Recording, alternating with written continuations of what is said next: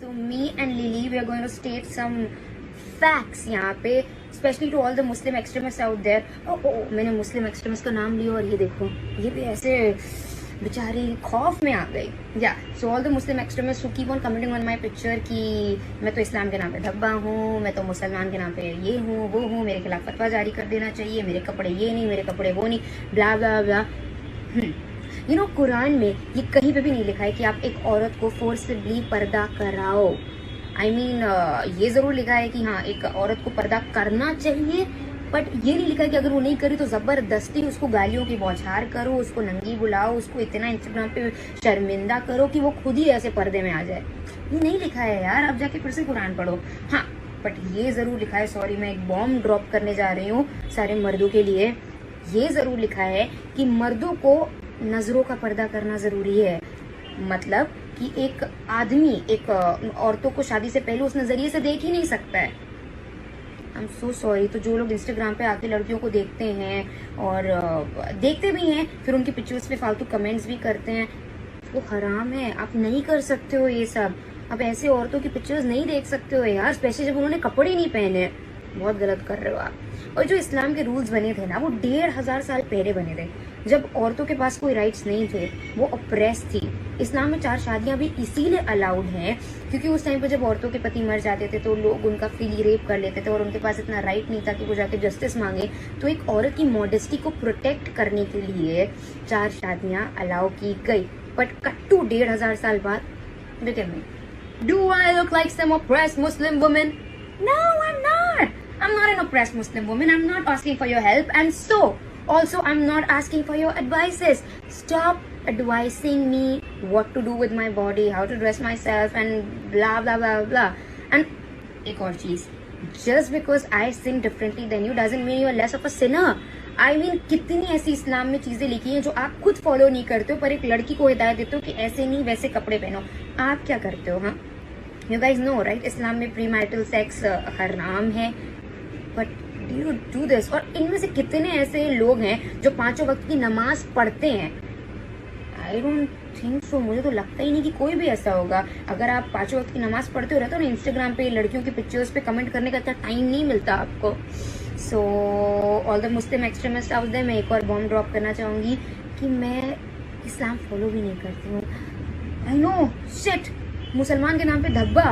अरे but I don't believe in religions. I don't believe in religions. I'm more like a spiritual person and that's my personal choice.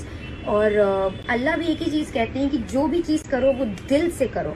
अगर आप दिल से कुछ नहीं कर रहे हो, सिर्फ ऊपर जाने के लिए कर रहे हो, तो जो आप कर रहे हो ना, 5 वक्त की नमाज या जो कुछ भी, आपको कभी जन्नत नसीब नहीं होगी.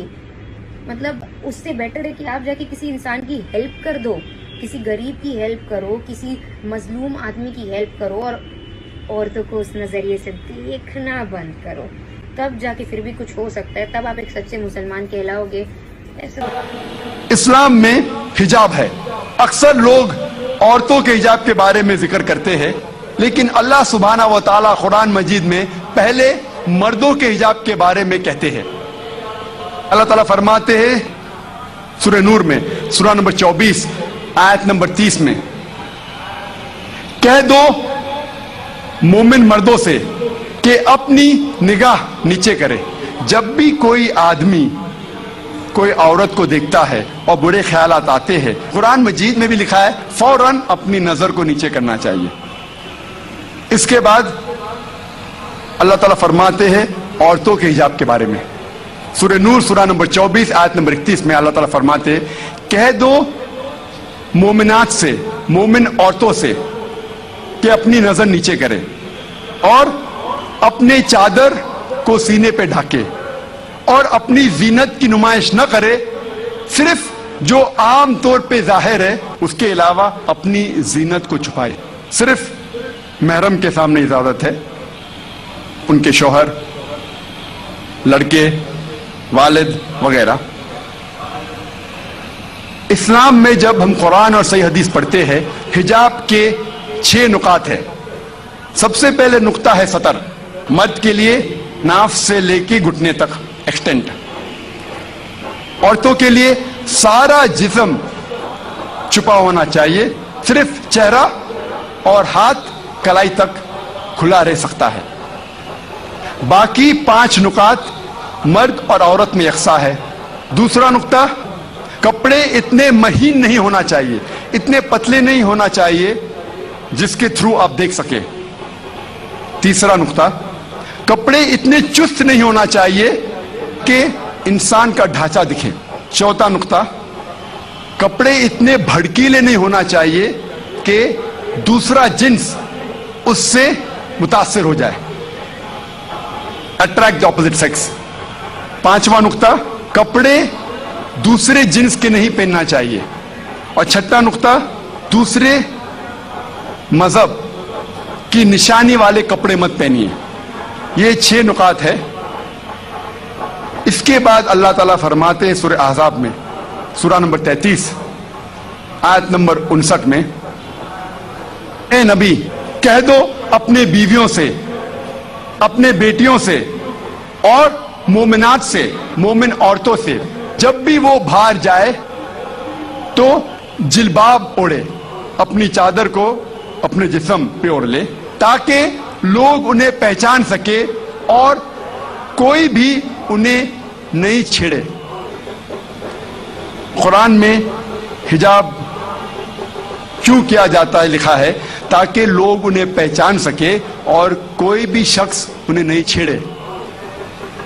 مثال کے طور پہ اگر 2 جڑواں بہن جو بہت خوبصورت ہے، یکساں خوبصورت ہے، اگر حیدرآباد کے سڑک پہ چل رہی ہے، دونوں بہن حیدرآباد کے سڑک پہ چل رہی ہے، دونوں خوبصورت ہے، یکساں خوبصورت ہے، جڑواں بہن ہے.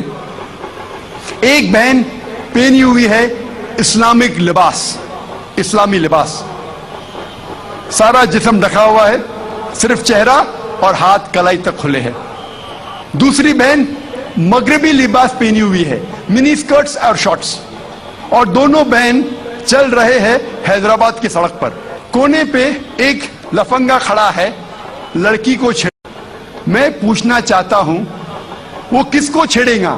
وہ بہن جو اسلامی لباس میں ہے یا وہ بہن جو مغربی لباس میں ہے، منی اسکرٹس اور شارٹس؟ کس کو چھیڑے گا؟ کس کو چھیڑے گا؟